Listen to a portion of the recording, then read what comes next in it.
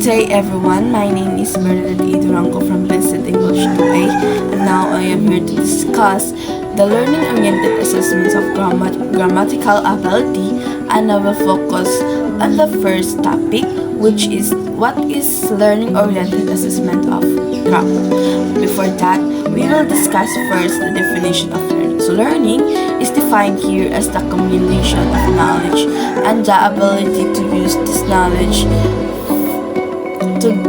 knowledge for some purpose, especially skills. So to effectively learn, the learners must not only acquire information but also actively apply it to perform tasks, to solve problems, and if they apply the knowledge or they apply the information, it will develop a practical skill set. Additionally, learning is not just absorbing information, but it involves engaging with the material so that they will not easily forget the information that they acquire or that they learn. And now let's discuss what is learning-oriented assessment of grammar. So learning-oriented assessment of grammar refers to an approach to assessing students' grammar skills that focuses on their learning progress and development rather than simply evaluating their performance. So this means that learning-oriented assessment of grammar is all about about supporting students and their grammar skills more effectively. For example, instead of kanang hatagan lang ang learners of test paper, a teacher might observe how the learners use grammar in writing, speaking, and then the teacher will observe the learners' weaknesses and strength. So using this approach, it will help the teacher understand how students is learning or how students are progressing over time. So the teacher focus is on helping the learners understand and apply grammatical rules better by providing continuous feedback. So ang role sa teacher deriya is to be a coach that will guide the learners step by step, and ensuring that the students will improve and have a confidence. Next is this type of assessment aims to provide feedback and support to students in order to enhance their understanding and application of grammar rules and structures. So also, learning-oriented assessment of grammar reflects a growing belief among educational assessment experts, especially in Staggins 1987, Gibbs 1994, Pellegrino,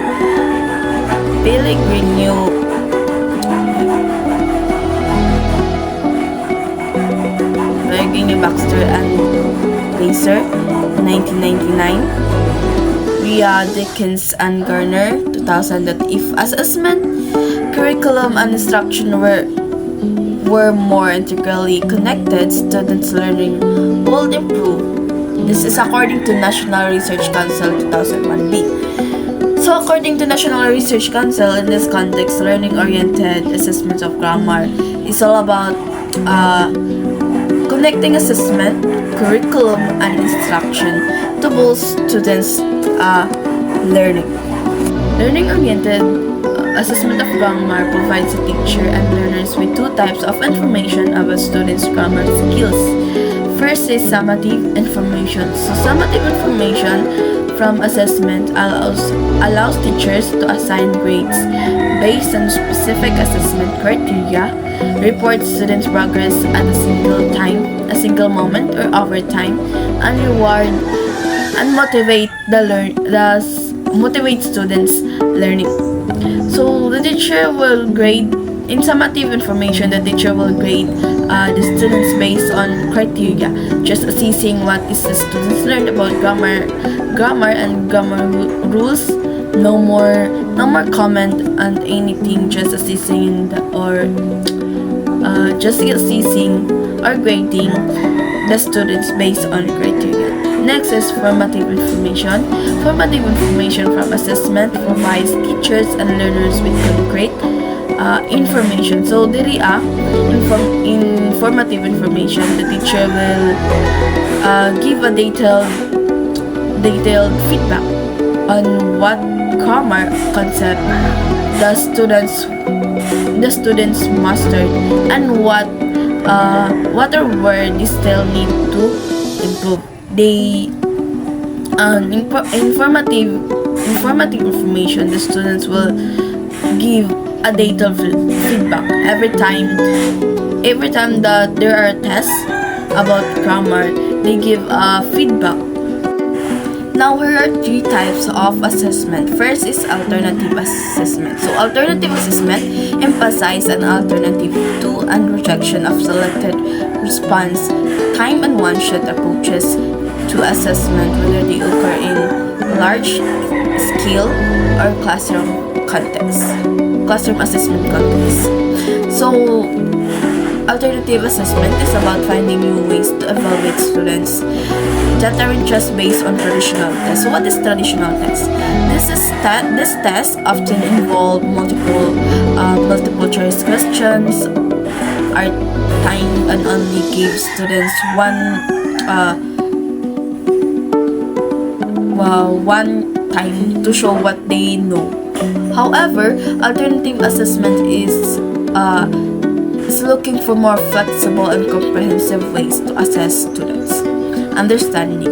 Instead of focusing on traditional tests, which is katong mga timely exams or katong mga multiple choice question, alternative assessment might include projects, presentations, portfolios, or ongoing assessment, and also a task na ang estudyante mag-perform or mag-create, produce, or do something meaningful.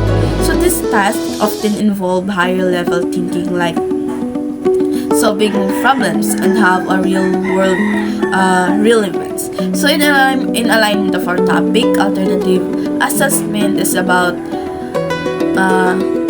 moving away from standard tests and towards more practical and engaging way to assess students' grammatical tests. Next is authentic assessment.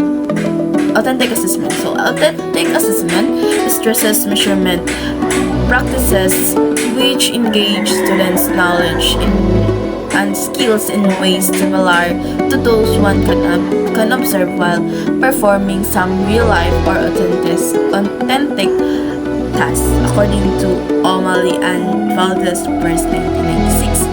So, authentic assessment in the context of learning-oriented assessment of grammar is all about evaluating students in ways that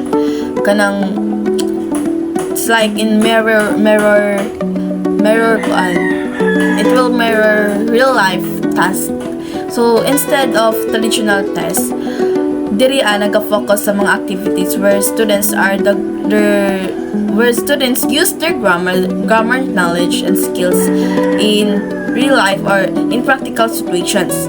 So alternative and authentic assessments are both slightly kaparehas sila, but they emphasize different tests. So alternative assessment focuses on different ways to evaluate student compared to the traditional tests like multiple choice exam. And ang alternative assessment bodies often involve higher level thinking, katong critical thinking, problem solving, while authentic assessment focuses on engaging students in tasks that resemble real life situations. So si authentic diri is naga-engage through real life situations para kanang ang learning, ang knowledge is dili nila malimtan sa learning style. So both methods more away from traditional testing to create a more supportive and engaging learning environment.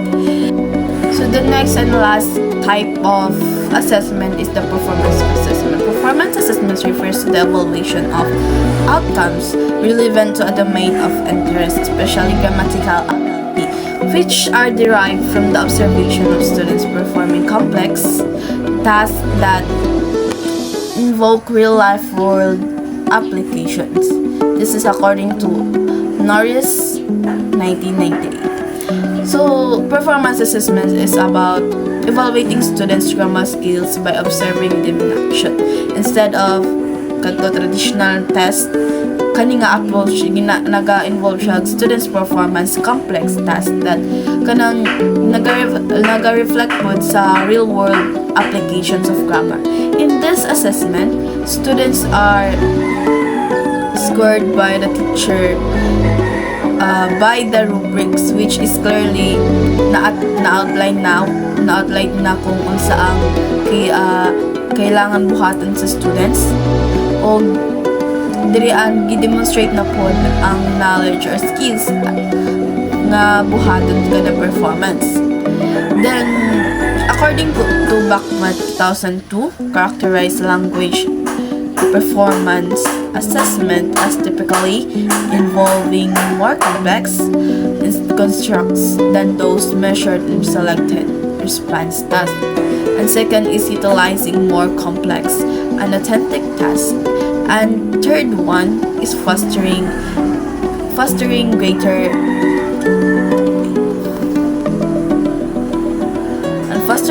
interaction between the characteristic of the test takers and the characteristic of the assessment task than in other types of assessment.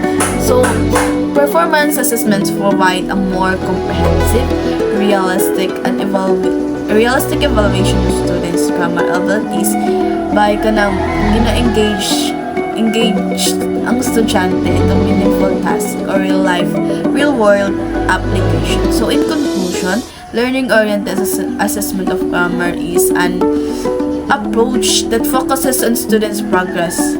Diri ang learning-oriented assessment of grammar is diri ang nagka-focus siya sa progress sa estudyante and development rather than just evaluating their performance. Diri kay kanang gina-tanaw jud, gina-evaluate, gina-observe ang ilahang development sa grammatical ability. So that's all for my report. Thank you for listening. And if you have a question, if you have a concern, just raise your right hand, raise your right arms. And thank you, and have a nice